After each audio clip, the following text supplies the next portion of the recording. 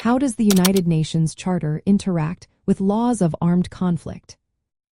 In today's world, the relationship between the United Nations Charter and the laws of armed conflict is more relevant than ever.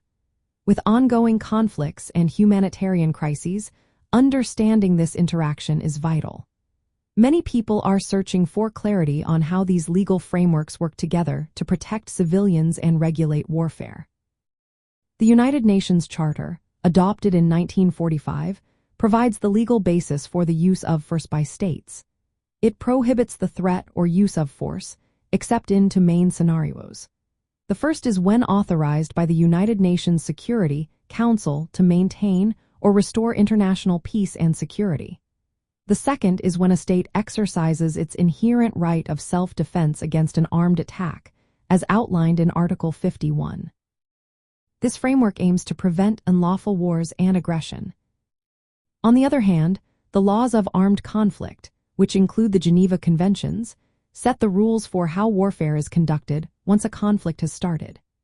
These laws requiring parties to distinguish between combatants and civilians, ensuring that attacks are proportionate to the military advantage sought. They also aim to avoid unnecessary suffering, protecting those who are not participating in hostilities, such as civilians and medical personnel.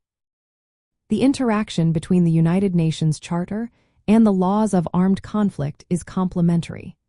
The Charter governs when states may resort to force, establishing the legal conditions for the initiation of armed conflict.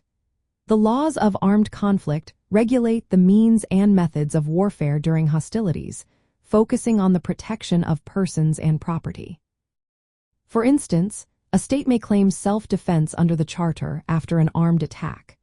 However, it must conduct military operations in compliance with the principles of distinction and proportionality under international humanitarian law. This relationship ensures that, even during war, there are legal boundaries aimed at protecting civilians and reducing suffering. Recently, discussions have emerged regarding the use of new technologies, such as artificial intelligence, in warfare. These developments raise questions about how the principles of necessity and proportionality apply under the Charter. They also challenge compliance with humanitarian law rules in armed conflict situations. The United Nations Charter and the laws of armed conflict work together to regulate both the initiation and conduct of armed conflicts. The Charter focuses on the legality of force, while the laws of armed conflict emphasize humanitarian protections during war.